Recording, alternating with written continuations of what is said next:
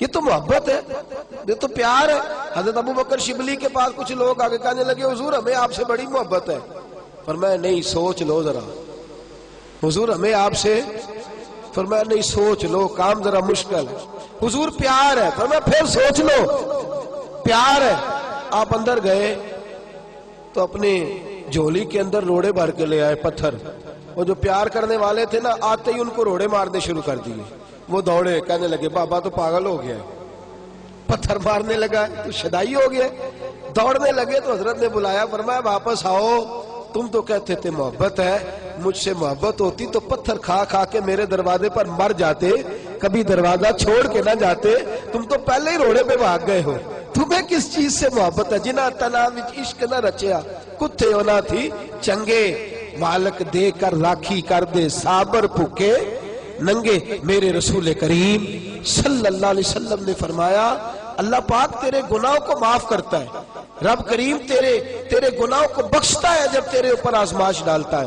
میرے نبی کریم صلی اللہ علیہ وسلم کے ایک چچا زاد بھائی حضرت زبیر بن عوام، نام سنا ہوا ہے؟ بولیے کیا نام ہے جی؟ سارے بولے۔ یہ عشرہ مبشرہ صحابی ہے، لیکن تکلیف کی بات یہ ہے کہ ہمیں عشرہ مبشرہ صحابہ کا بھی نہیں پتا۔ عشرہ مبشرہ صحابی ہیں جناب زبیر بن عوام، حضرت صفیہ جو حضور کی پھوپھی ہیں یہ ان کے بیٹے، اور نبی پاک صلی اللہ علیہ وسلم کی جو ہمشیرہ ہے حضرت عائشہ کی جو سگی ہمشیرہ جناب اسماء، وہ ان کی زوجہ ہیں، یہ رشتہ بھی حضور کے ساتھ۔ ان کے ایک بیٹے تھے حضرت عروہ بن زبیر رضی اللہ تعالی، حضرت عروہ بن زبیر جناب زبیر بن عوام کے صاحبزادے۔ ایک دن حضرت عروہ بن زبیر کے بارے میں جناب مشہور تابعی ہے سعید بن مسیب رضی اللہ تعالیٰ عنہ فرماتے ہیں میں نے اس شخص کا عجیب حال دیکھا۔ فرمانے لگے 7 بیٹے تھے ان کے، اور ایک بیٹا ان کا اچانک فوت ہو گیا۔ 7 بیٹے، ایک اچانک چلا گیا، انتقال کر گیا، اور کہنے لگے ان کی ایک ٹانگ کے اندر ہلکی سی پھنسی نکلی، وہ بڑا پھوڑا بنی، اور پھر طبیبوں نے گھٹنے کے اوپر سے، جاگ رہے ہیں آپ لوگ، گھٹنے کے اوپر سے رکھ کے ان کی ٹانگ کو کاٹ ڈالا۔ آپ فرماتے ہیں میں گیا تیمارداری کرنے اور بیٹے کا افسوس کرنے، یہ صحابہ کا انداز دیکھیں، بیٹے کی تعزیت کرنے اور ان کی اس کٹے ہوئی ٹانگ پر میں گیا ان کی تیمارداری کرنے۔ جب گھر پہنچا تو کہنے لگے سعید آجا یار، آجا آجا، تو بڑا سمجھدار ہے، صحابہ کا شاگرد ہے، میں نے مسئلہ پوچھنا تھا۔ کہتے ہیں ان کے چہرے کی تابانی اور لفظوں کی وسعت اور جملوں کے اندر جو خوبصورتی تھی، مجھے لگتا ہی نہیں یہ بیمار ہے، اور جوان بیٹا چلا جائے تو انسان کی کمر اٹھتی نہیں، اور اتنا تر و تازہ شخص۔ کہتے ہیں میں ان کے لب و لہجے پہ حیران ہو گیا، جب قریب گیا نا تو مجھے انہوں نے بٹھا لیا اور بٹھا کے کہنے لگے مسئلہ پوچھنا تھا، باقی باتیں بعد میں کرنا۔ میں نے کہا پوچھئے، تو کہنے لگا مسئلہ یہ پوچھنا تھا کہ کوئی ایسا وظیفہ بتائیں جس سے اللہ کا شکر جلدی ادا کیا جا سکے، کوئی ایسا وظیفہ جس سے اللہ کا شکر مارو مارو من مار مکاؤ، کوئی عذر نہ پیش لے آوا، جے سونا میرے دکھ بچ راضی تے میں سکھ نو چلے ڈاواں۔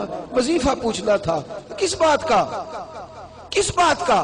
آپ فرمانے لگے دیکھو میرے وجود میں کتنے اعضاء تھے، رب کریم نے میرا ایک صرف عضو لیا ہے، اس نے مجھے باقی سارا وجود عطا کر رکھا ہے، میں اللہ کا شکر ادا کرنا چاہتا ہوں۔ سارا وجود جو باقی کا ہے اس پر میں اللہ کا شکر۔ اور دیکھو میرے 7 بیٹے تھے، اللہ نے ایک لیا ہے، بے نیاز ہے، سارے بھی تو جا سکتے تھے نا۔ 7 بیٹے بے نیاز، ایک لیا ہے، سارے بھی تو جا سکتے تھے۔ میں شکر ادا کرنا چاہتا ہوں کہ میرے 6 بیٹے سلامت ہیں، تو مجھے وظیفہ شکر بتلاؤ۔ حضرت سعید بن مسیب کہتے ہیں میری آنکھوں میں آنسو آ گئے، میں نے کہا آپ کو کیا وظیفہ بتانا ہے، آپ کا مزاج دیکھ کے تو میں نے آپ سے بڑا کچھ سیکھ لیا ہے، انشاءاللہ جتنی بھی مصیبتیں آئیں گی آپ کو یاد کر کے ساری دور کر لیا کرو۔ میرے عزیز، زندگی کے شب و روز کے اندر شدید آزمائشیں آتی ہیں، شدید پریشانیاں آتی ہیں انسان، لیکن گھبرائے گھبرائے پھرنا، ہر وقت مایوس مایوس سی زندگی گزارنا۔ ایک آدمی کے پاس بچے بھی ہیں، گھر بھی ہے، بیوی بھی فرما بردار ہے، اس کے پاس اپنی سواری بھی ہے، سارا کچھ ہے، صرف اس کے سر میں درد ہے، وہ بھی کبھی کبھار ہوتی ہے۔ آپ کبھی اس سے پوچھ لیں تو کہتا بڑا تنگ ہوں اپنی زندگی سے، سر میں درد ہی نہیں جاتی۔ وہ خدا کے بندے، ایک وجود کا حصہ تیرا، ایک شخص کے پاس ساری نعمتیں، ساری، صرف غریب ہے، پیسے تھوڑے، آپ اس سے پوچھ لیں تیرا کیا حال ہے تو کہتا ہے میں تو کسی کام کا نہیں، فارغ آدمی ہے، بالکل معمول زندگی گزارا ہوں۔ کیوں بھائی؟ کہتا ہے پیسے ہی کوئی نہیں، بچے ہیں، گھر ہے، رشتہ دار سب اچھے ہیں، دوست بہت اچھے، معاشرے سوسائٹی کے اندر مقام، لوگ میری عزت کرتے ہیں، کمی کس بات کی ہے؟ کہنے لگا پیسے ذرا تھوڑے سے کام میں۔ خدا کے بندو، صرف وہ ایک نعمت جو وقتی طور پر تمہاری نظر میں تمہارے پاس کم ہے، اس کو روتے رہتے ہو، لکیر کو پیٹتے رہتے ہو، جو خدا نے بے حساب نعمتیں دی ہیں، لاتعداد بندہ نوازیاں فرمائی ہیں، ان کی طرف ہماری توجہ نہیں جاتی۔ نبی کریم صلی اللہ تعالی علیہ وآلہ وسلم کے ماننے والوں نے جب حضور علیہ السلام سے ان چیزوں کا ذکر فرمایا تو نبی پاک صلی اللہ علیہ وسلم نے مختلف دلائل ارشاد فرمائے۔ اگر آپ ٹیک چھوڑ کے بیٹھے تو میں آپ کو اگلی حدیث سناؤں، اگر آپ تھوڑا ٹیک چھوڑ کے بیٹھے تاکہ آپ کو نیند نہیں آئے تو میں اگلی بات کروں۔ توجہ ہے اب حضرات کی؟ امام باقی حضرت عبداللہ بن مسعود سے روایت کرتے ہیں، بڑی حسین حدیث ہے، یہ آپ نے یاد رکھنی ہے۔ رکھیں گے انشاءاللہ تعالی؟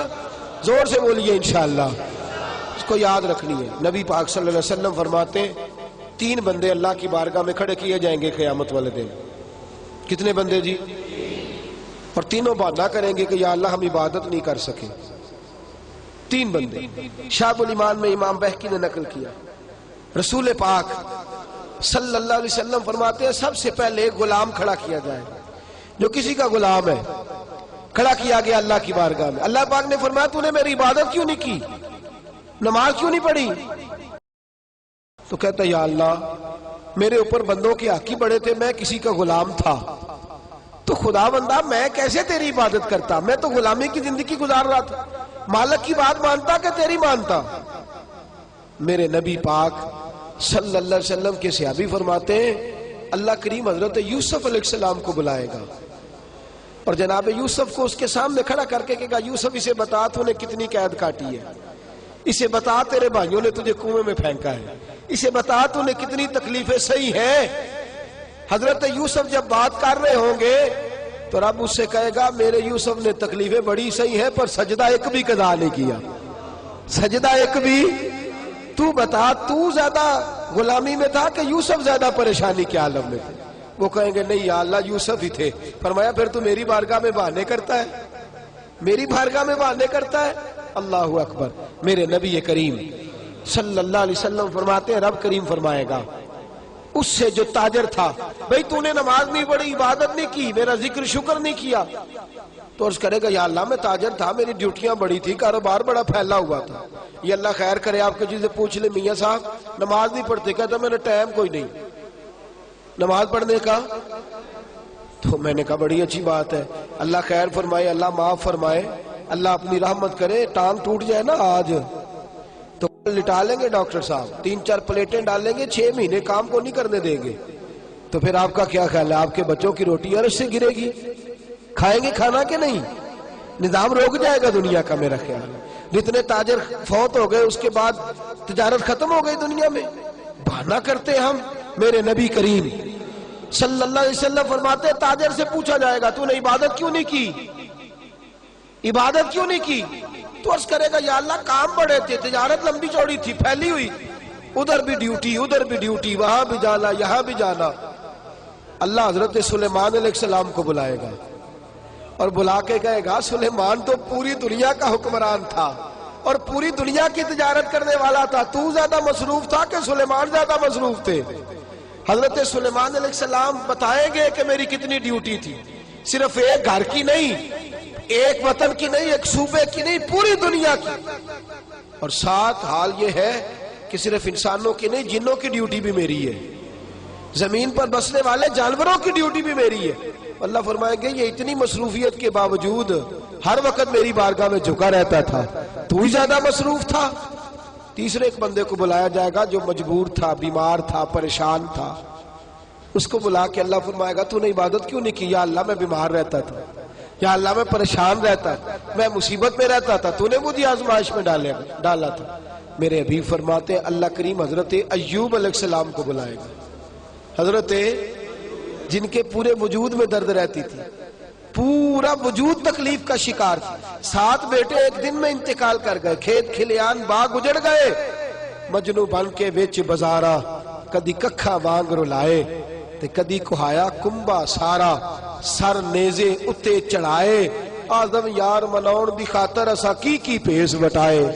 فرمایا حضرت ایوب کو کھڑا کر کے اللہ فرمائیں گے تو زیادہ بیمار تھا کہ ایوب؟ تو زیادہ تکلیف میں تھا کہ ایوب؟ یا اللہ نہیں، درد تو انہیں زیادہ تھا، تکلیف تو انہیں زیادہ تھی. تو اللہ فرمائیں گے اس کا تو ایک سجدہ بھی قضا نہیں ہوا، ایک سجدہ بھی قضا نہیں ہوا. اور تو کہتا تھا جناب بندہ ٹینشن میں ہو تو نماز تو نہیں نہ پڑھی جاتی، بندہ پریشان ہو تو تنخواہ پکڑی جاتی ہے، بندہ پریشان ہو تو دنیاوی باتیں ساری ہوتی ہیں.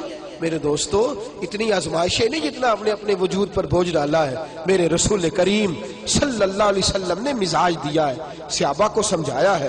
اور صحابہ کرام کا تو طریقہ یہ تھا، وہ تو آزمائش کو پکڑ کر گلے آزمائش کو تھامتے تھے، اور جو آزمائش میں نہیں ہوتا تھا اس سے پریشان ہوتے. ذرا توجہ فرمائیے، حضرت خالد بن ولید کا نام سنا ہے؟ یہ سیف اللہ ہے، اللہ کی تلوار. حضرت خالد بن ولید نے اپنی بیوی کو طلاق دے دی اور بڑا عرصہ وقت اچھا گزرا، طلاق ہو گئی، بیوی چلی گئی. ایک باغ بھی دیا تحفے میں. بعد میں ایک آدمی پوچھنے لگا حضور آپ نے بیوی کو طلاق دے دی، کیا معاملہ تھا؟ آپ فرمانے لگے کوئی مسئلہ نہیں، میری بیوی بڑی نیک تھی، پرہیزگار تھی، اچھی تھی، فرما بردار. انداز دیکھیے گا. کہنے لگا جناب عجیب بات ہے، طلاق بھی دے دی اور اچھی بھی بڑی تھی، کس بات پہ طلاق دی؟ آپ فرمانے لگے وہ میرے ساتھ 27 سال رہی ہے. کتنے سال؟ اور میں انتظار کرتا رہا ہوں.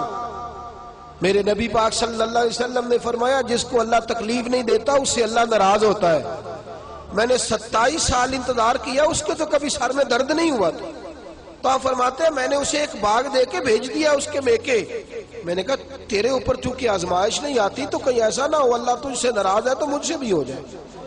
مانے لگے اس خیال میں نے اس کو بھیج دیا ہے کہ اس پہ تو تکلیف ہی کبھی نہیں آئی. ہمارے ہاں ذرا ذرا سی آزمائشیں ہیں اور لمبے چوڑے پہاڑ ہیں. اور ایک اور بات سن لیں، آزمائشوں میں جو جینا سیکھ جاتا ہے نا، رب کریم اسے درجے بھی بڑے ہی عطا فرماتا ہے. جس کا دنیا میں کوئی سہارا نہیں نہ بنتا، پھر اسے خدا کی رحمت آگے بڑھ کے سہارا عطا فرماتی ہے. اپنی زندگی کے اندر آزمائش سے لڑنا، تکلیف سہنا، ذہن بنا لے تکلیفیں آئیں گی، آزمائشیں آئیں گی، بیماری آئیں گی، مجھے برداشت کرنا. جس کے اندر برداشت ہے اس کا حوصلہ بہت بڑا ہے، اور جو برداشت سے آ رہی ہے وہ ختم ہو جائے. میرے رسول کریم صلی اللہ علیہ وسلم کی صحابیہ حضرت اسماء بنت ابی بکر صدیق، جناب صدیق اکبر رضی اللہ تعالی عنہ کی صاحبزادی ہیں، حضرت عائشہ کی بڑی بہن ہے. یہ وہی ہیں جو غار ثور میں میرے نبی کو کھانا پہنچایا کرتی. 90 سال سے زیادہ عمر ہوگی حضرت اسماء کی، اور ان کے صاحبزادے عبداللہ بن زبیر رضی اللہ تعالیٰ عنہ.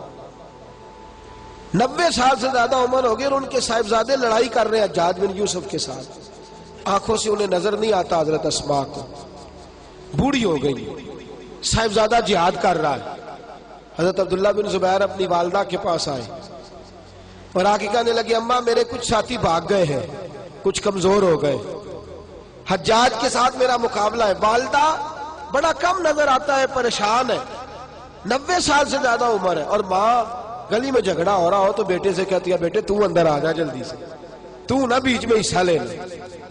والدہ سے آ کے پوچھتے اماں میں کیا کروں، حجاج کے خلاف لڑ رہا ہوں، بہت سارے ساتھی کچھ چلے گئے ہیں ڈر کے، کچھ جو ہے وہ کمزور پڑ گئے، کچھ نے وہ بزدل نہیں ہے، وہ کمزور نہیں، لیکن انہوں نے حکمت سمجھی ہے تھوڑی دیر کے لیے چلا جانا.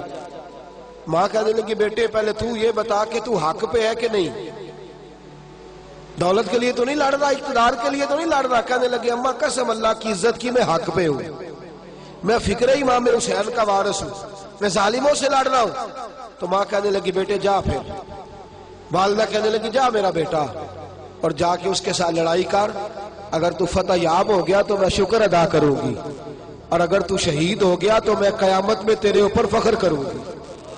تو کہنے لگے اماں وہ بڑے ظالم ہے. بوڑھی ماں کا حوصلہ دیکھ, وہ بڑے ظالم ہے, وہ تو مسلح کر دیتے ہیں, ناک کان گلا کاٹ دیتے ہیں, اتنا سخت میرا دشمن ہے. والدہ کہہ رہی ہے بیٹے سے, 90 سال کی بوڑھی اماں کہتی ہے بیٹا بکری کو ذبح ہوتے وقت تکلیف ہوتی ہے, کھال اترتے وقت تکلیف نہیں ہوتی. تکلیف تجھے ایک وقت ہوگی جب تیر لگے گا, جب تلوار لگے گی.